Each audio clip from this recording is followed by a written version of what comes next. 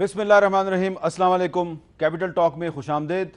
और जैसा कि आप जानते हैं कि चैम्पियंस ट्रॉफ़ी में भारत को शिकस्त देने वाली जो पाकिस्तानी टीम है उसने ईद से पहले पाकिस्तानी कौम की ईद कर दी है। और काफ़ी दिन गुजर गए, अभी तक पाकिस्तान में जश्न मनाया जा रहा है, खुशियाँ मनाई जा रही हैं। और अब ये टीम जो है पाकिस्तान वापस पहुँच चुकी है। और आज इस टीम के कुछ काबिल फ़ख्र अरकान हमारे साथ इस प्रोग्राम में मौजूद हैं और हम इनसे बात करेंगे, इनसे इनकी फ़तह की कहानी इनकी ज़ुबानी सुनेंगे और ये जानने की कोशिश करेंगे कि अब पाकिस्तान वापस आने के बाद ये कैसा फ़ील कर रहे हैं और पाकिस्तान की जो क्रिकेट बिल है उसको ये कैसे देख रहे हैं। हमारे साथ मौजूद हैं मर्दान में फ़ख्र ज़मान, जो कि चैम्पियंस ट्रॉफ़ी के फ़ाइनल मैच के मैन ऑफ द मैच भी थे और उसके बाद उनको फ़ख्र पाकिस्तान करार दे दिया गया है। और यहाँ इस्लामाबाद स्टूडियो में हमारे साथ मौजूद हैं अमाद वसीम साहब, जो कि आखिरी ओवर तक जो है वो लड़ते रहे और छिक्के मारने की कोशिश करते रहे, छिक्के मारे भी। और आपने देखा कि उन्होंने बहुत अहम किरदार अदा किया। और उनके साथ है शादाब खान साहब, और शादाब खान साहब जो हैं उन्होंने जिस तरीके से युवराज को आउट किया वो लोगों को बड़े अरसे तक याद रहेगा।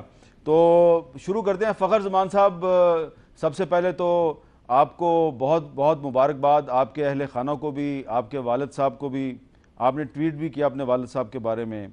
तो ये बताएं कि आप जब ये जो फाइनल मैच है ये जब खेलने के लिए आप मैदान में उतरे थे तो क्या आपको यकीन था कि फ़ख्र ज़मान जो है ये फ़ख्र पाकिस्तान बन जाएगा? जी, बिस्मिल्लाहिर्रहमानिर्रहीम। सबसे पहले तो अल्लाह का बहुत बहुत शुक्र है, जितना शुक्र अदा करें कम है कि हम लोग चैम्पियंस ट्रॉफ़ी के चैम्पियन बन गए। और बिल्कुल हर मैच से आपको पहले ये यकीन होना चाहिए कि मैंने इस मैच में परफॉर्मेंस करनी है और अलग ही परफॉर्मेंस करनी है, तभी आप परफॉर्म करते हो। और मुझे भी यकीन था कि मैं फाइनल में ऐसी परफॉर्मेंस करूँगा। और अल्लाह का शुक्र है कि मैं लकी हुआ कि एक दफ़ा आउट हो के फिर वो नो बॉल हो गई और फिर मैंने सेंचुरी स्कोर की।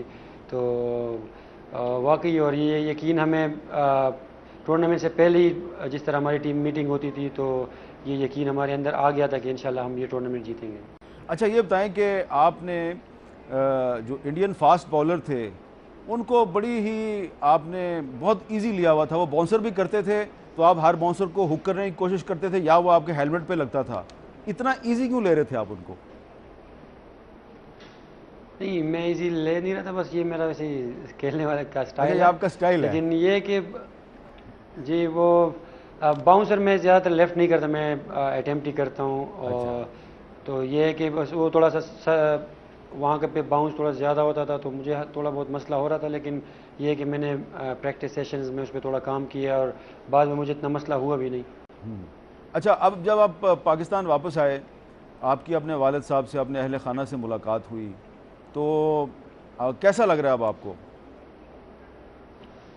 जी बिल्कुल, बहुत अच्छा लग रहा है। और पेशावर एयरपोर्ट पे जब मैं उतरा हूँ तो वहाँ पे जिस तरह लोगों ने मेरा इस्तकबाल किया है, जो रास्ते में जब आ रहे थे तो लोग रोडों पे खड़े हुए थे। और फिर जब मैं अपने शहर मर्दान पहुँचा हूँ तो यहाँ पे रोडों पे लोग, फिर जब अपने गांव पहुँचा हूँ तो यहाँ पे तो ऐसा लग रहा था मुझे वही मैच वाला क्राउड यहाँ पे भी मिला है। तो बहुत अच्छी फीलिंग आ रही थी और जितना लोगों से प्यार मिल रहा था तो वाकई मुझे लग रहा था कि हम लोग कोई बड़ा ही टूर्नामेंट जीत के आए हैं। और जो लोगों से अभी प्यार मिल भी रहा है तो अभी भी लोग इतने ज़्यादा आ रहे हैं कि मैं आपको बता नहीं सकता। और बहुत ज़्यादा खुश हैं लोग यहाँ पे। जी। अच्छा अमाद भाई, आप जब 300 क्रॉस हो गया था तो कोशिश आपकी लग रही थी कि 350 हो जाए और बड़ी ज़ोर ज़ोर से आप हिट कर रहे थे। और बाज़ तो आपने शॉटें जो है मेरे ख्याल है इतनी ज़ोर से शॉट आपने कभी नहीं मारी। तो आपका टारगेट 350 था या 350 था? 400 था? देखें, डिपेंड्स के जिस तरह का स्टार्ट मिला था ऑब्वियसली 350 था, 350 प्लस था बल्कि। और फिर उन्होंने, क्योंकि ऑब्वियसली उनको क्रेडिट भी देना चाहिए जिस तरह उन्होंने बॉलिंग की, बुमराह ने और उसने कुमार ने बहुत आला बॉलिंग की और काफ़ी मुश्किल हो रही थी उस वक्त। लेकिन हमने यही कहा था कि डॉट बॉल्स ना हो, रन्स होते रहें, 340 तक भी पहुंच जाए तो क्योंकि फाइनल का प्रेशर इतना होता है दूसरी टीम में, और रन चेस का स्पेशली प्रेशर होता है दूसरी टीम पे। तो 340 भी हम लोग जिस तरह की हमारी बॉलिंग लाइनें थी, हमने कहा था कि 340 हम आराम से डिफेंड कर लेंगे। तो आपका टारगेट 340 था? 350 प्लस था, लेकिन वो उन्होंने बॉलिंग अच्छी की तो 340, फिर एंड में हमने कहा कि 340 तक हम आ चले जाएंगे। अच्छा, फिर जब आप तो आमतौर पे बड़ी अच्छी बॉलिंग कराते हैं, तो उस दिन क्या हो गया? आपका मसल पुल हो गया 2-3 गेंदों के बाद? नहीं, मुझे क्रैम्प्स पड़ गए थे और अच्छा। वो पूरी दोनों लेग से पड़ गए थे। तो फिर मैं अंदर गया, वहाँ जाके काफ़ी ज़्यादा मैंने टैबलेट्स वगैरह ली और उसको स्ट्रेचिंग की काफ़ी ज़्यादा करके फिर मैं वापस आ गया था। वो हम लोगों के लिए आपका ओवर पूरा किया फ़खर जमान ने? फ़खर ने पूरा ओवर हमारा किया, और अनफॉर्चुनेटली हो जाता है, इंजरीज हो जाती हैं, क्रैम्प्स हो जाते हैं, लेकिन फिर उसके बाद वापस आ गया था। तो लकीली पाकिस्तान के लिए ये अच्छा हुआ कि हम लोग ज़रूरत ही नहीं पड़ी मेरी। अच्छा, अब ये बताएं आदाब भाई कि आपका जो इस मैच में जो सबसे ज़्यादा चीज़ लोगों ने नोट की वो कॉन्फिडेंस है। ये आपने युवराज को बॉल की, गेंद उनके पैड पे लगी, आपने अपील की, एम्पायर ने आउट नहीं दिया, आपने कहा रिव्यू लूँगा। इतने एतमाद कहाँ से आया था? आपको यकीन था कि आप रिव्यू लेंगे तो ये आउट हो जाएगा? जी, मुझे श्योर था कि ये आउट है, तो तब मैंने सैफी भाई को बोला, क्योंकि सिर्फ यही चेंज था कि अगर बैट पहले हुआ या पैड पहले हुआ है, तो मुझे श्योर था कि पैड पहले हुआ, बाकी स्टंप तीनों हो रहे, तीनों रेड आने थे। तो मैं यही था कि सैफी भाई को बोला कि पैड फर्स्ट हुआ तो आप रिव्यू ले लें, तो सैफी भाई मेरे पे कॉन्फिडेंस रख के रिव्यू ले लें। अच्छा, तो उसके उसके उसके बाद वो एक इंडियन बैट्समैन था पांड्या, उसने काफ़ी छिक्के आपको लगाए जी। तो जब वो छिक्के उसने लगा दिए तो फिर आपने क्या सोचा कि अब मैं छोड़ दूं, या आपको सरफराज भाई ने दोबारा खुद ही ओवर दे दिया? जी, जब 3 छक्के भी पड़े उस सफ़र में, मैंने 22-23 रन दिए थे। उसके बाद सैफी भाई ने भी मुझे खुद बोला और मैंने भी सैफी भाई को बोला कि मैंने एक ओवर और करना है, मैं आपको आउट करके दूंगा। अच्छा, आपने खुद ही कहा जी कि मैं दोबारा ओवर करूंगा और आउट करके दूंगा? जी, और सैफी भाई ने माशाल्लाह मेरे पूरे टूर्नामेंट में बहुत कॉन्फिडेंस दिया था। तो सैफी भाई खुद भी कह रहे थे कि मैंने वैसे भी तुम्हें ही देना था। अच्छा, तो ये इसका मतलब है कि आपकी अपने कप्तान के साथ बड़ी अच्छी कोऑर्डिनेशन है। जी। अच्छा, फ़खर ज़मान साहब, ये बताएं कि जब आपने 50 कर ली इस मैच में, तो 50 के बाद आपको यकीन था कि आपकी सेंचुरी भी हो जाएगी? ये बिल्कुल सुबह जब हम लोग मैच से पहले वैसे नॉकिंग कर रहे थे, तो मैं माइक हसी से मिला, तो उन्होंने भी समझाया कि यार अगर 50 कर लो तो थोड़ा सा लंबा जाना। तो मुझे वैसे ही यकीन हो रहा था, क्योंकि मुझे सुबह भी एक चांस मिल गया था जो नो बॉल पे आउट हो गया था। तो उस दिन मुझे फील हो रहा था कि ये मेरा लकी डे है, और जो शॉट में मार रहा था वो लग भी रहे थे। तो उसके बाद मुझे कॉन्फिडेंस आ गया कि मैंने 100 करने हैं। अच्छा, और आपको पता है कि सुनील गावस्कर जो हैं इंडिया के बहुत बड़े टेस्ट क्रिकेटर हैं, वो जब आपने हिटिंग शुरू की तो आपकी बड़ी तारीफ़ कर रहे थे। तो अब आपको क्या लगता है कि ये जो मैच आपने पाकिस्तान को जितवाया है और बहुत ज़बरदस्त टीम वर्क था, अब आपको क्या लगता है कि अब मुस्तकबिल क्या आपका, इसी तरह की मेहनत जारी रहेगी आपकी? जी बिल्कुल, इंशाल्लाह इससे भी ज़्यादा मेहनत करूँगा, क्योंकि पहले तो मेरे पास फैसिलिटीज़ इतनी थी नहीं, और अभी तो पाकिस्तान खेल के आपको पता है कि फैसिलिटीज़ भी काफ़ी ज़्यादा मिल जाती है। तो इंशाल्लाह मैं इन सब फैसिलिटीज़ को यूज़ करूँगा और ज़्यादा से ज़्यादा मेहनत करूँगा, और जो खामियाँ हैं, क्योंकि कोई भी क्रिकेटर 100% नहीं होता, तो मैं जो खामियाँ मेरे में हैं तो मैं इंशाल्लाह उसको दूर करने की कोशिश करूँगा और इससे भी अच्छी परफॉर्मेंस देंगे इंशाल्लाह। अच्छा फ़खर भाई, ये जो आपने फैसिलिटीज़ का जिक्र किया है, तो जो फैसिलिटीज़ आपके पास नहीं थी, कुछ थोड़ी सी आप बताएंगे ताकि जो लोग सुनने वाले हैं, गवर्नमेंट है, क्रिकेट बोर्ड है, उसको पता चले, ताकि जो क्रिकेटर्स जिनके पास फैसिलिटीज़ नहीं है उनके लिए ये फैसिलिटीज़ पैदा करने के लिए कोई कोशिश की जाए। जी बिल्कुल, मैं बेसिकली मैं मर्दान के भी फिर एक गांव में रहता हूँ, काटलांग। ये मर्दान से ऑलमोस्ट 25 किलोमीटर दूर है। तो फिर मर्दान में भी कोई ऐसी एकेडमी है नहीं जिसमें आप क्वालिटी प्रैक्टिस कर सको। तो मैं खुद पेशावर जाता था, या लाहौर कलंदर वाले मुझे उधर लाहौर में कहीं ठहरा देते होटल में, फिर वहाँ पे मैं ट्रेनिंग करता था, NCA में जाता था। तो अब ये है कि मैं अभी ख़ुद से जाके NCA में ट्रेनिंग करूँगा, तो ये फैसिलिटीज़ मुझे मिलेगी। और भी काफ़ी सारी फैसिलिटीज़ हैं जो मैं यूज़ कर सकूँगा। अच्छा, आपने लाहौर कलंदर का जिक्र किया, तो आकिब जावेद साहब के साथ आपकी मैंने काफ़ी ट्रेनिंग के बारे में सुना है, कुछ बताएंगे? आकिब जावेद साहब ने आपकी क्या ट्रेनिंग की?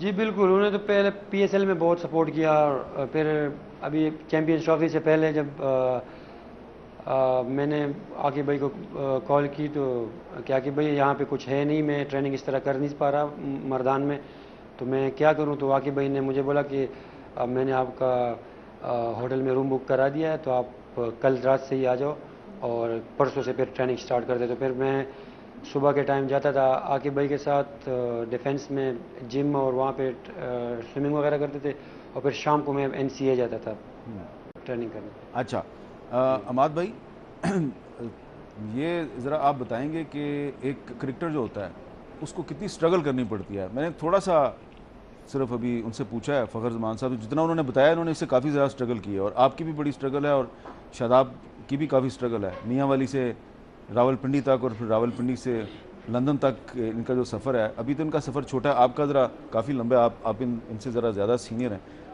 ये बताएंगे, ये जो लोग समझते हैं कि जनाब बस ये क्रिकेटर जो है ये इंडिया के ख़िलाफ़ या बांग्लादेश के ख़िलाफ़ या ऑस्ट्रेलिया के ख़िलाफ़ अगर मैच नहीं जीत सके और इनसे परफॉर्मेंस अच्छी नहीं हुई तो फिर इनको कंडेम किया जाता है। अब आप जीत गए हैं तो लोग खुशियां मना रहे हैं, आपको बड़ा अप्रिशिएट किया जा रहा है। कुछ वो स्ट्रगल के बारे में बताएंगे, वो मेहनत जो आप करते हैं, और जाहिर बात है दूसरी टीम भी मेहनत कर रही होती है, तो आपने कैसे मेहनत की जिस तरह फ़खर ज़मान ने बताया? आई थिंक सबसे पहले आपकी बात सेकंड करूँगा, जो लोग जो देखते हैं टीवी पे देखते हैं, और वो उनका राइट है इस तरह बोलना, क्योंकि उन्हें नहीं पता बिहाइंड द सीन क्या हो रहा है, हमारी ट्रेनिंग कैसी है, हमारी डाइट कैसी है, हम मेंटली हमें किस तरह की चीज़ों से गुजरना पड़ता है। और ऑब्वियसली मैं इस चैम्पियंस ट्रॉफी की बात करूं, जब हम इंडिया से हारे थे तो जिस तरह हमें मीडिया ने, अपने ही मीडिया ने बैश किया या लोगों ने किया, ठीक है, उनका राइट है, क्योंकि बहुत इमोशन रखते हैं हमारी कौम, और इमोशन वाला मैच भी होता है ये वाला।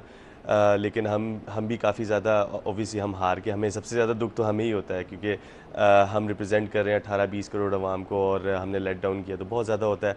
लेकिन उसके बाद हम लोगों ने सब साथ बैठे थे और हमने ये डिसाइड किया था कि हम जो है इसमें सिर्फ नंबर्स बनाने नहीं आए कि चैम्पियंस ट्रॉफी बस खेल के चले जाओ, हमें कुछ प्रूफ करना है और हमें जीतनी है चैम्पियंस ट्रॉफी। और हमारा माइंडसेट वहीं से ही सारा कुछ ऐसा हुआ, क्योंकि हम 3 वीक पहले चले गए थे बर्मिंघम में, हमने वहाँ ट्रेनिंग की काफ़ी ज़्यादा, और staying away from your family, from your friends, और इस तरह, ठीक है, like you represent your country, but still there lot of pressure.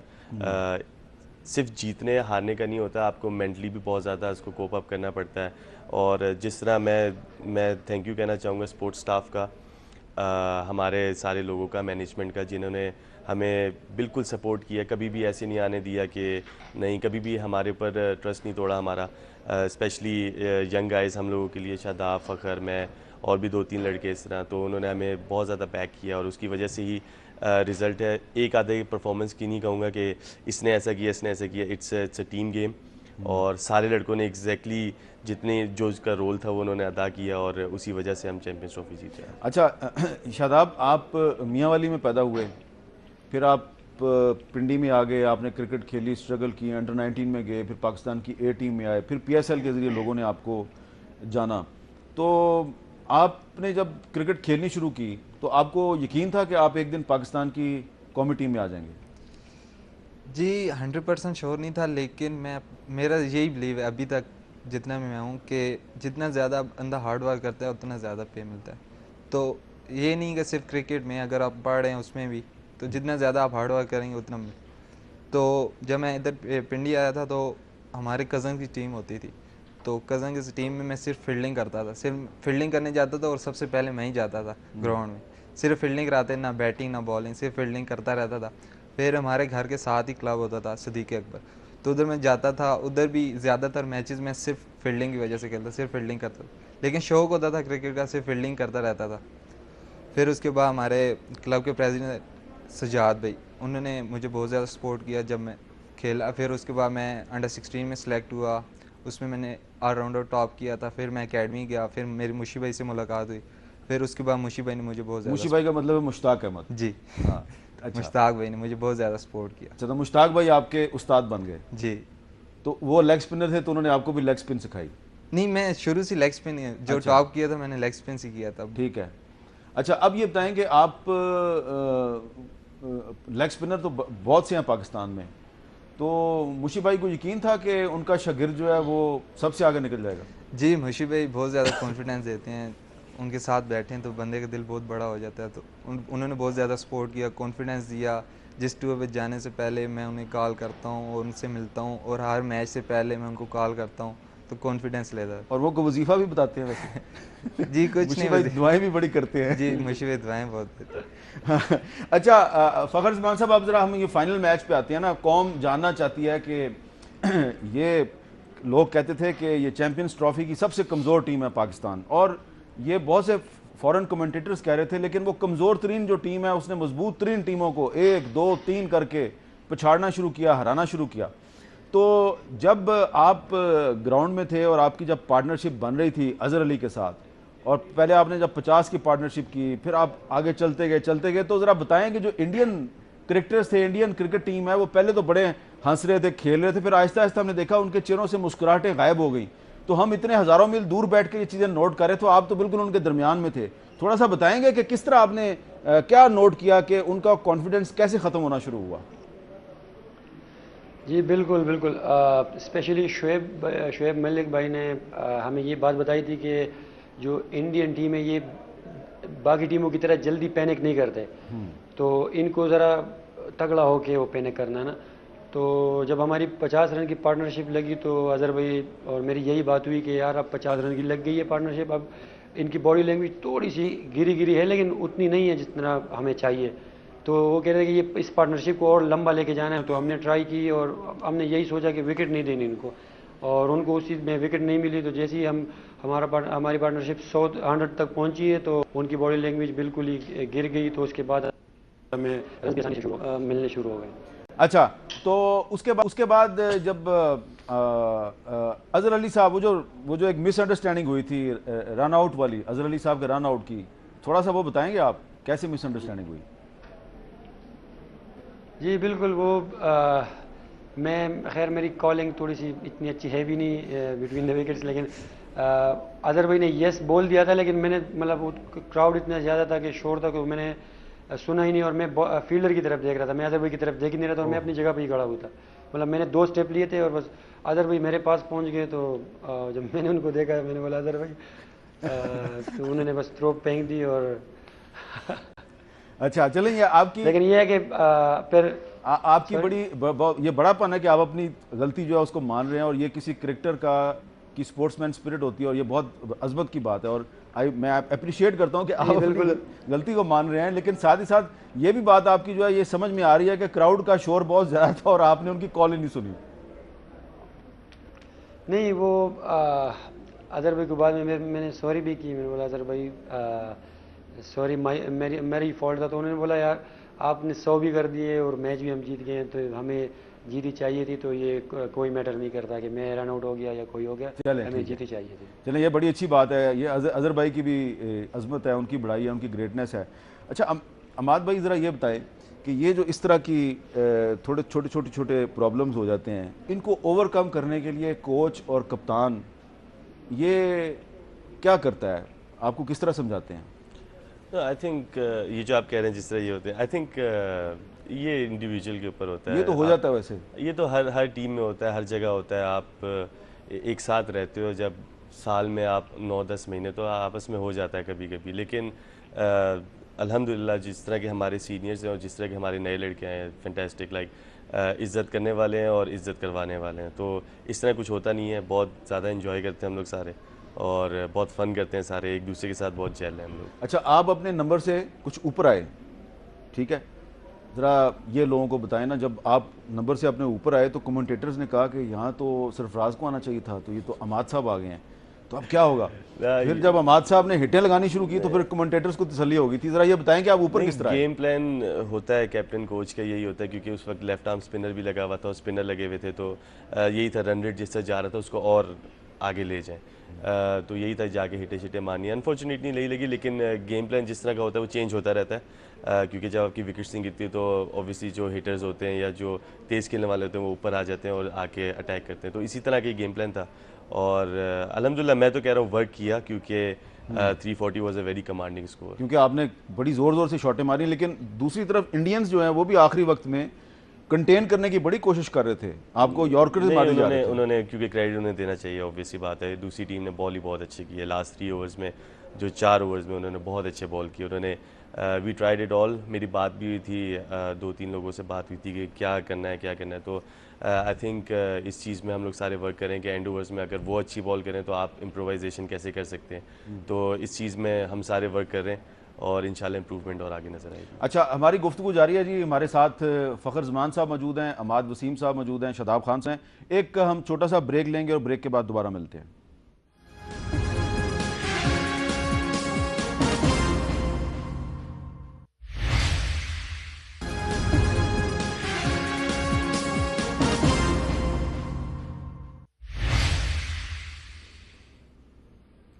वक्फे के बाद कैपिटल टॉक में दोबारा खुशामदेद। आज हम आपको बता रहे हैं कि चैंपियंस ट्रॉफी के फाइनल में भारत की शिकस्त की कहानी पाकिस्तानी शाहीनों की ज़ुबानी, और इन शाहीनों के पीछे भी एक शख्स मौजूद था और उसका नाम था नजम सेठी। और नजम सेठी साहब से भी बात करते हैं। अस्सलाम वालेकुम नजम सेठी साहब। जी अस्सलाम वालेकुम मीर साहब। सेठी साहब, सबसे पहले तो आपको बहुत मुबारक हो।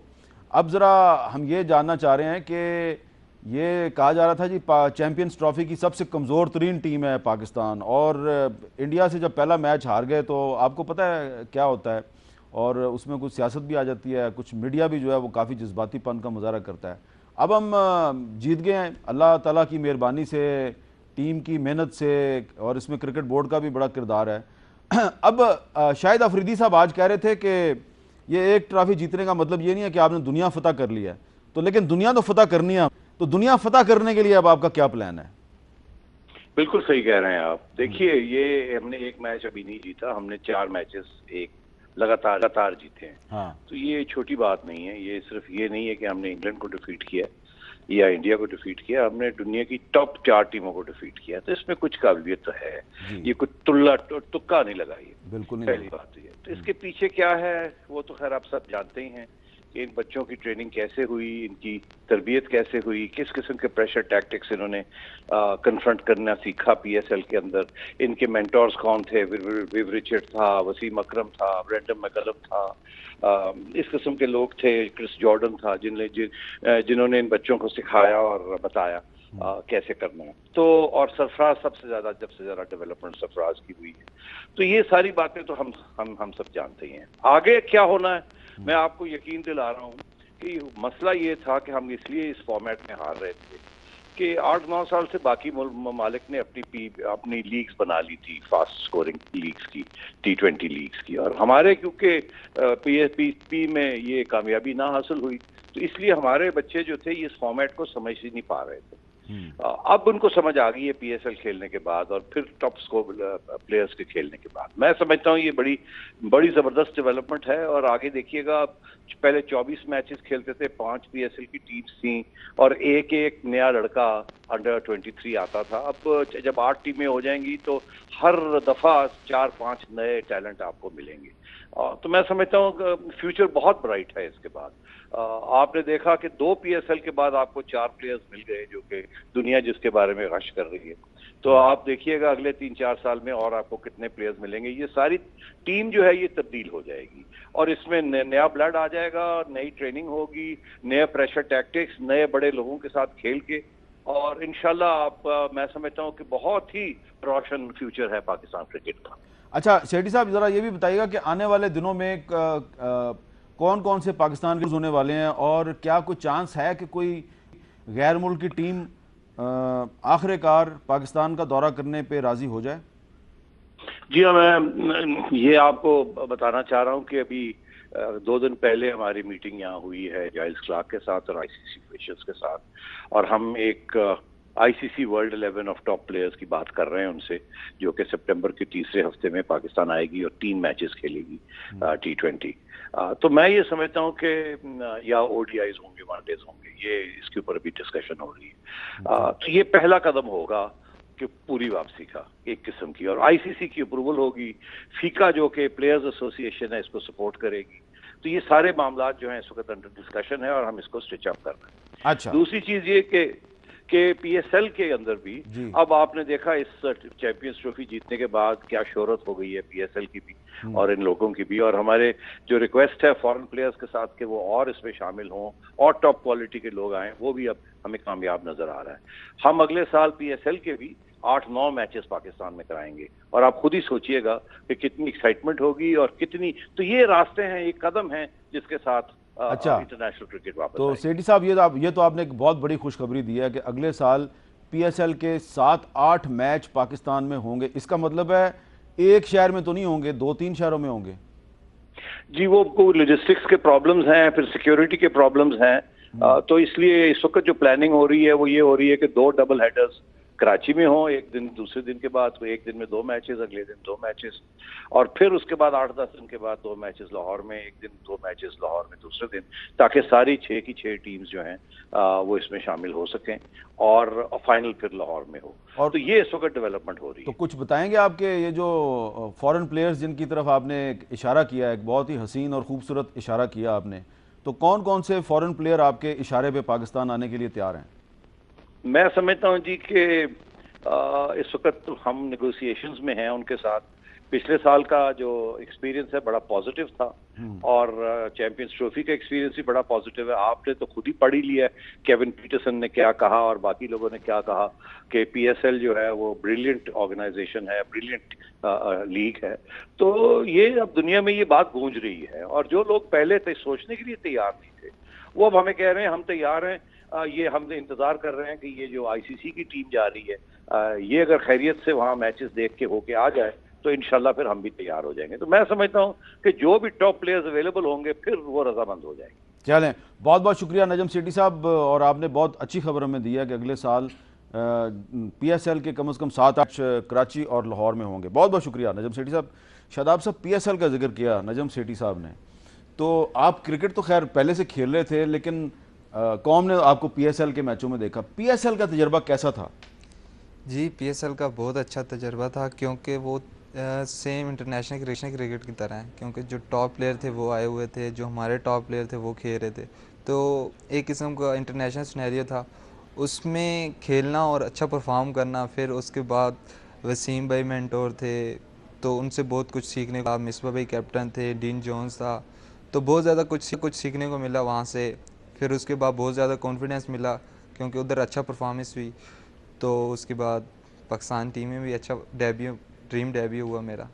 अच्छा अमाद भाई, आप क्या बताएंगे, कुछ बताएंगे आप, पीएसएल कैसा तजर्बा रहा है? ज़बरदस्त। मैं दुनिया में काफ़ी ज़्यादा जगह जाके लीग्स खेलता हूँ, सीपीएल खेल रहा हूँ, बीपीएल खेल रहा हूँ, इस साल साउथ अफ्रीका खेलूँगा, लेकिन जो पीएसएल का मज़ा आया मुझे जिस तरह की, क्योंकि आपकी कोई भी फ्रेंचाइज क्रिकेट होती है या कोई भी लीग होती है, जो आपके डोमेस्टिक प्लेयर्स होते हैं अगर वो स्ट्रॉन्ग हो, क्योंकि ओवरसीज़ तो सारे इक्वली होते हैं, तगड़े होते हैं, लेकिन हमारा गुड लक ये है कि हमारे डोमेस्टिक प्लेयर्स बहुत स्ट्रॉन्ग है, जो नेशनल और इंटरनेशनल प्लेयर्स हैं वो बहुत स्ट्रॉन्ग है। तो हमारा जो लेवल है पीएसएल की क्रिकेट का वो higher than any other competition. और मेरी काफ़ी लोगों से बात हुई, गेल से बात हुई, संगाकारा से बात हुई, तो वो कह रहे थे कि इट्स सेम एज आईपीएल। सो इतना ज़्यादा हमें जो है पीएसएल का फ़ायदा हुआ है, और स्पेशली हम सब को, नए लड़कों को, क्योंकि ऑब्वियसली बात है आप क्राउड पे खेलना और इतने बड़े स्टार्स के साथ ड्रेसिंग रूम शेयर करना, इट्स फैंटास्टिक। आपकी इंडियन प्लेयर्स के साथ बात होती है, आईपीएल और पीएसएल का कंपैरिजन करते हैं आप उनके साथ बैठ के? मेरी कोई बात नहीं होती। अच्छा। मेरी कोई बात नहीं होती, कभी इस तरह की कोई बात नहीं। अच्छा फ़खर जमान साहब, आप भी काफ़ी अरसे से क्रिकेट खेल रहे हैं, लेकिन पीएसएल जो है उसने बताया पाकिस्तान की कौम को कि फ़खर जमान नाम का एक बैट्समैन जो है बड़ी ज़ोर की हिट लगाता है, तो आपका कैसा एक्सपीरियंस है पीएसएल का? जी बिल्कुल, बहुत अच्छा एक्सपीरियंस है। जैसे हमारी टीम में जितने बड़े बड़े स्टार्स थे और फिर हमारे कैप्टन मिकोलम, फिर जो टॉप के कोचेस पेडी ऑप्टन वगैरह के साथ काम करके, आकिब भाई के साथ काम करके, तो आपको बहुत सारी ऐसी चीज़ों का पता चल जाता है जो आपको डोमेस्टिक में नहीं पता चलता। और आपको काफ़ी सारी ट्रेनिंग्स का, बहुत सारी ऐसी चीज़ें होती हैं जो आपने पहले कभी की नहीं होती और आपको पता चल जाता है, जो बहुत ज़्यादा जिससे फ़ायदा होता है। तो वो फिर बाद में मैंने भी वो चीज़ें अप्लाई की और उससे मुझे बहुत ज़्यादा फ़ायदा हुआ और अभी तक उस पर कर रहा हूँ और फ़ायदा हो भी रहा है। तो PSL जो है ये मेरे ख्याल में ये पाकिस्तान की क्रिकेट को ऑलमोस्ट बहुत ज़्यादा हद तक इसने चेंज कर दिया है। अच्छा, अब ये बताएं कि ये जो आपने इंडिया की टीम को चैंपियंस ट्रॉफी के फाइनल में शिकस्त दी और उसमें जो आपकी सेंचुरी है उसका बड़ा अहम किरदार है। वैसे तो पूरी टीम की बड़ी मेहनत है, लेकिन आपकी सेंचुरी का भी बड़ा किरदार है।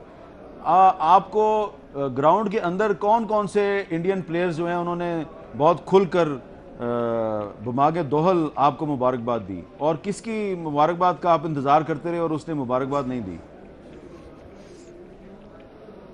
मैं वैसे कोहली बहुत ज़्यादा बातें भी कर रहा था, जैसे प्लेयर को डिस्टर्ब करते हैं। तो मुझे ये यकीन था कि मैं सेंचुरी करूंगा। जब मैं करीब हुआ कि ये मुझे कुछ नहीं बोलेगा, लेकिन जैसे मैंने 100 किए तो वो क्लैप कर रहा था और मेरी तरफ उसने इशारा भी किया कि वेल प्लेड।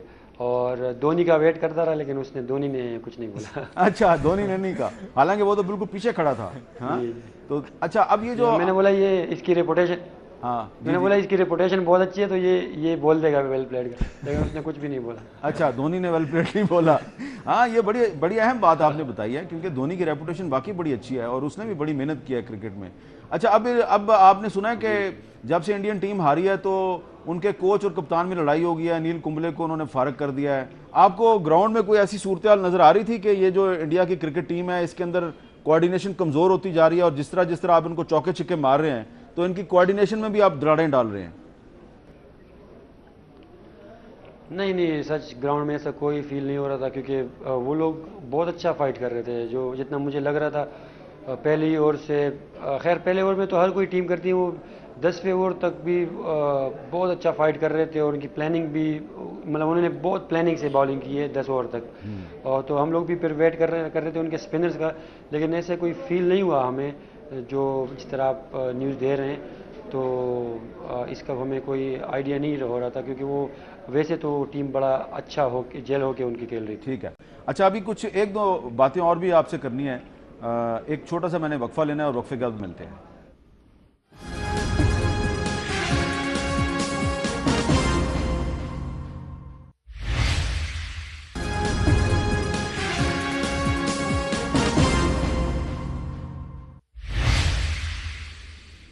वक्फे के बाद कैपिटल टॉक में दोबारा खुशामदीद। अमाद भाई और शादाब भाई, आपसे कुछ एक दो सवाल भी करते हैं, लेकिन हमारी टीम जो है वो भी आपको मुबारकबाद के तौर पे फूल पेश करना चाहती है।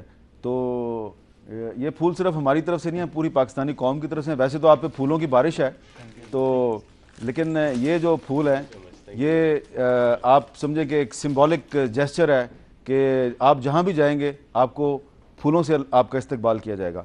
अच्छा, ये फाइनल मैच था जो चैंपियंस ट्रॉफी का, इससे पहले कुछ बहुत इंडिया के बड़े बड़े लोग जो हैं, बड़े बड़े एक्टर जो हैं, ऋषि कपूर साहब जो हैं, वो सोशल मीडिया पे ट्वीट्स कर रहे थे कि पाकिस्तानी टीम ये कहाँ पे हमें कुछ टफ टाइम दे सकती है। बड़ा मजाक उन्होंने उड़ाया।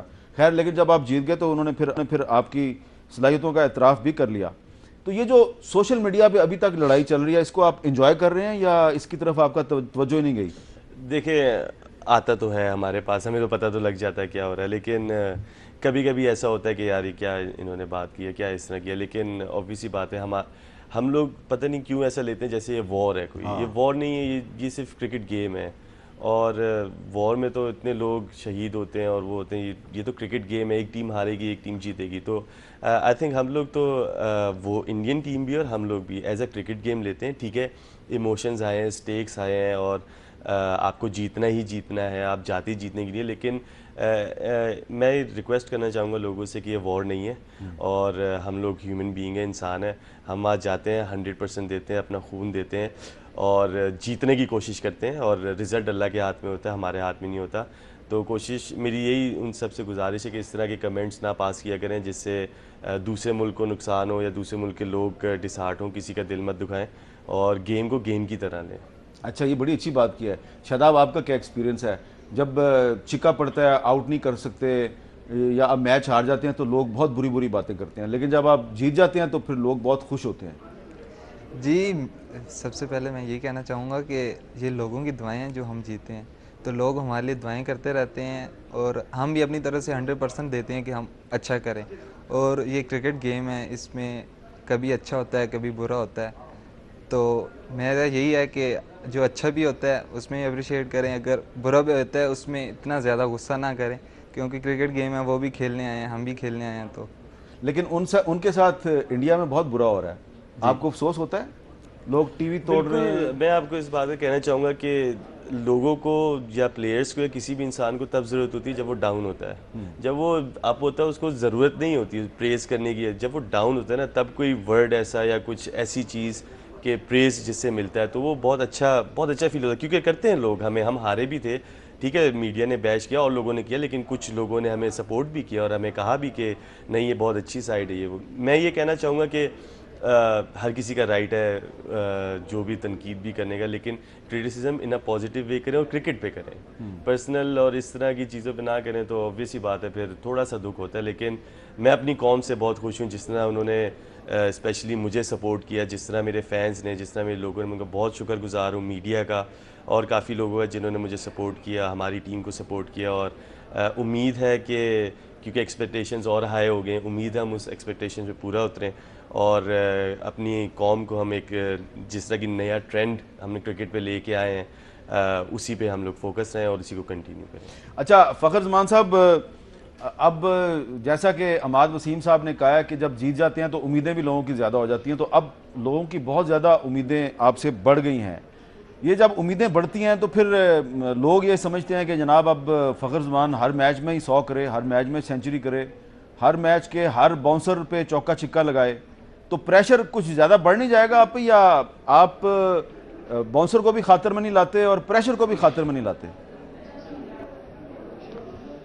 नहीं, प्रेशर तो आपको हर मैच से पहले आप पे प्रेशर तो होता है, वो क्लब का मैच हो या पाकिस्तान की तरफ से आप खेल रहे हो तो प्रेशर तो होता है, लेकिन वो प्रेशर को हैंडल करना पड़ता है। और बाकी ये है कि कुछ बाउंसर्स को लेफ्ट करना पड़ता है, कुछ बाउंसर को खेलना पड़ता है। तो ये है कि जो कौम की एक्सपेक्टेशंस होती हैं तो उसके लिए हम स्पेशली मैं अपना बोलूँगा कि मैं ज़्यादा से ज़्यादा मेहनत करूँगा और इंशाल्लाह जो कौम मुझसे एक्सपेक्ट कर रही है मैं इंशाल्लाह कोशिश करूँगा कि इससे भी बढ़ के मैं करूँ। अच्छा फ़खर भाई, अब ईद भी करीब आ रही है और आपकी जो फतह है, पाकिस्तान की जो फतह है, तो लोग कहते हैं ईद से पहले हमारी ईद हो गई है, लेकिन अब ईद भी आ ही रही है, तो ईद के मौका पे फ़खर ज़मान का पाकिस्तानी कौम के लिए क्या पैगाम है? पैगाम यही है कि बस खुश रहें और खुशियाँ बांटें और अपने बड़ों का ख्याल रखें, क्योंकि देखिए हमारे मुल्क में आपको पता है कि बड़े अरसे बाद ये खुशी आई है। अभी बाहर मैं आपको बता नहीं सकता कितने लोग आए हुए हैं, अभी भी कल रात से आई जा रहे हैं लोग। तो ये खुशियाँ बहुत कम मिलती हैं, तो इनको एंजॉय करें और अपना बहुत सारा ख्याल रखें। जी अमाद भाई, ईद पे पाकिस्तानी कौम के नाम क्या पैगाम है आपका? हमने तो ईद गिफ्ट दे दिया जीत के अपनी कौम को। मैंने तो जैसे बोला कि ईद गिफ्ट है हमारी नेशन के लिए, दुनिया में जहाँ भी पाकिस्तानी रह रहे हो उनके लिए। और यही है कि एंजॉय करें, ईद को सेलिब्रेट करें। हमारे मुल्क को इस जीत की बहुत ज़रूरत थी और एक नई खुशी की लहर हमारे मुल्क में आई है, लोगों में आई है। तो इस ईद को एंजॉय करें और ज़्यादा से ज़्यादा सपोर्ट करें। आपका ईद पे क्या पैगाम है? जी, मेरा ये पैगाम है कि खुश रहें, जितना हो सकता है माँ बाप की खिदमत करें और आगे खुशियाँ फैलाते रहें। अच्छा, वज़ीर आज़म की तरफ से सबको, हर प्लेयर को 1-1 करोड़ रुपए का इनाम जो है वो दिया जाएगा, ज़ाहिर बात है आपको मिलेगा। आप क्या करेंगे 1 करोड़ का? जी, अपनी अम्मी अब्बू को दे दें। अम्मी अबू को देंगे? आप क्या करेंगे जी 1 करोड़ का? देखेंगे क्या कर रहे हैं, अभी देखेंगे, अभी जब आएंगे तो देखेंगे। जब आएगा तो जब देखेंगे। आएंगे तो देखेंगे। तो फ़खर भाई चलते चलते ये बताएंगे कि आप 1 करोड़ रुपये आपको मिलेगा वज़ीर आज़म की तरफ से, तो फ़खर ज़मान साहब की लाइन हमारे से ड्रॉप हो गई है। सवाल जो था वो काफ़ी इंपॉर्टेंट था, लेकिन बहुत बहुत शुक्रिया फ़खर ज़मान साहब आपका भी, और अमाद वसीम साहब आपका भी बहुत बहुत शुक्रिया, और शादाब खान साहब आपका भी बहुत बहुत शुक्रिया। और मैं भी चलते चलते यही दुआ करूँगा कि पाकिस्तानी टीम ने जिस तरह पाकिस्तानी कौम को एक इतनी बड़ी खुशी दी है, ईद से पहले ईद करा दी है, तो अल्लाह करे आइंदा भी पाकिस्तान की क्रिकेट टीम जो है वो इसी तरह मेहनत करे और अपनी बेहतरीन टीम स्पिरिट के ज़रिए पाकिस्तान का नाम दुनिया भर में बुलंद करे। पाकिस्तान जिंदाबाद। अल्लाह हाफिज़।